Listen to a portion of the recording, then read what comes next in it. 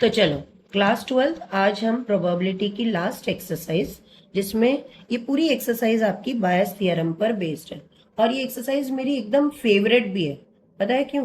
क्योंकि क्वेश्चन को पढ़ने पर ना स्टार्टिंग से हमें एक रफ आइडिया मिलता है, पर जब ये क्वेश्चन पूछते हैं कि क्या फाइंड करना है तो हम आखिरी पड़ाव तक जब आते हैं ना, तब जाके हमारे पास एक क्लियर आइडिया होता है कि क्या एक्चुअल में गिवन है और मस्त फटाफट आंसर आ जाता है। ठीक है, तो चलिए स्टार्ट करते हैं सॉल्यूशन। मैंने एक क्वेश्चन आपके लिए रेडी किया है यहाँ पर। चलिए पहले क्वेश्चन को पढ़ते हैं।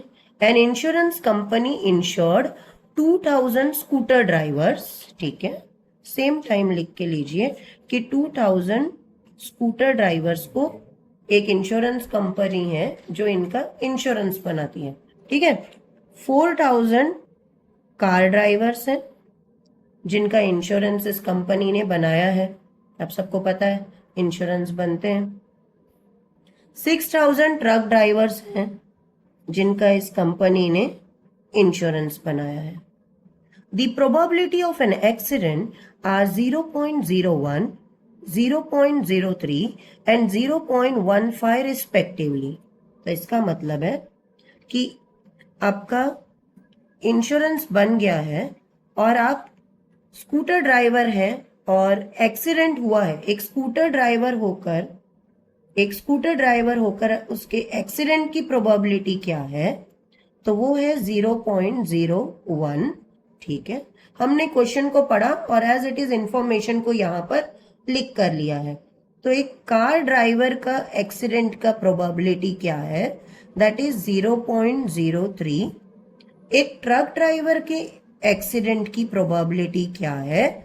0.15। एक मिनट, क्वेश्चन को जरा दोबारा पढ़ें।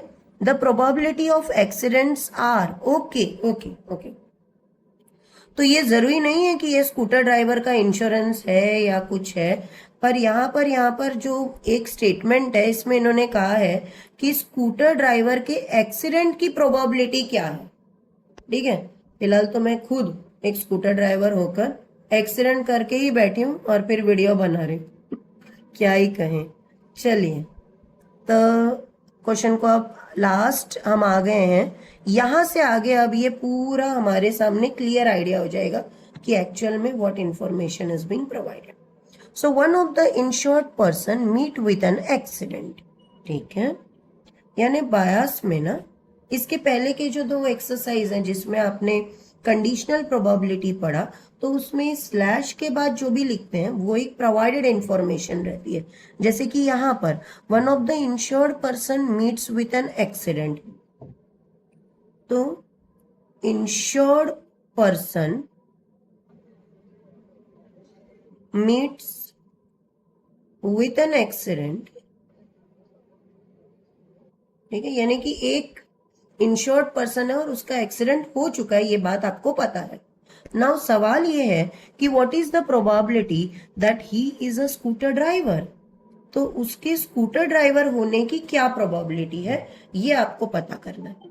यानी कि अक्सर जो भी सवाल बायस पर होते हैं उसमें आपको जो ऑब्टेन करना रहता है वो E1/A या फिर E2/A या फिर E3/A की प्रोबेबिलिटी रहती है। तो चलिए देखते हैं बायस हमें क्या कहता है। बायस हमें कहता है कि जब आपको P ऑफ E1/A निकालना है तो ऐसे में P ऑफ A/E1 आपको गिवन होगा इनटू P ऑफ E1 और डिनोमिनेटर में ना इसके सभी पॉसिबिलिटीज, जैसे कि यहाँ पर ना स्कूटर ड्राइवर, आप इसका स्कूटर ड्राइवर होने को E1 ले रहे हो, insured person meets with an accident इस इवेंट को A कंसिडर कर रहे हो बच्चों। तो अब यहाँ पर स्कूटर ड्राइवर E1 इवेंट है, कार ड्राइवर E2 और ट्रक ड्राइवर E3। तो यानी कि E1, E2, E3 तीन चीजें हैं यहाँ पर, तो डिनोमिनेटर में ये सब आ जाएगा। So that is A/E1 into P of E1 plus P of A/E2 into P of E2 plus P of A/E3 into P of E3। अब क्वेश्चन की तरफ दोबारा आते हैं। ये सब कुछ हमें यहाँ प्रोवाइडेड है और आपको ये इंफॉर्मेशन इधर फिल करना है, सिंपल कैलकुलेशन है और आपका आंसर आ जाएगा। चलिए लौट आते हैं। P ऑफ E1 गिवन है, तो कैसे गिवन है? P ऑफ E1 मतलब यहाँ पर इवेंट E1 है आपका, स्कूटर ड्राइवर होने की प्रोबेबिलिटी क्या है? तो एज वी ऑल नो कि probability always lies between 0 and 1. It may be 0 और greater than 0, it may be 1 और लेस देन 1. तो यहाँ पर 2000 तो डेफिनेटली नॉट, हमें टोटल जितने भी ड्राइवर्स हैं जिनका इंश्योरेंस निकला गया है उससे यहाँ डिवाइड करना पड़ेगा। तो 4000 6000 ये हो गया 10,000, ये 2000 मतलब हो गया 12,000। तो 2000 डिवाइड बाय 12,000, मैं ये equal number of zeros cut करके 2/12 लिख रही हूँ, ठीक है। वैसे ही प्रोबेबिलिटी ऑफ गेटिंग E2 यानी कि probability of getting a car driver, वो होगा 4000 upon 12,000, equal number of zeros cancel करके 4/12। वैसे ही P of E3 means probability of getting truck driver, that is 6,000 upon 12,000. So equal number of zeros cancel करके 6/12। आप देख सकते हैं कि मैं इसे फर्दर कैंसिल और कर सकती थी और सिंप्लीफाइड आंसर लाया जा सकता था, पर मैंने वो इसलिए नहीं किया क्योंकि यहाँ हमारा आफ्टर ये जब हम कैलकुलेशंस करेंगे तो एलसीएम लेकर क्विक सॉल्विंग के लिए बहुत जरूरी रहेगा कि डिनोमिनेटर सेम हो।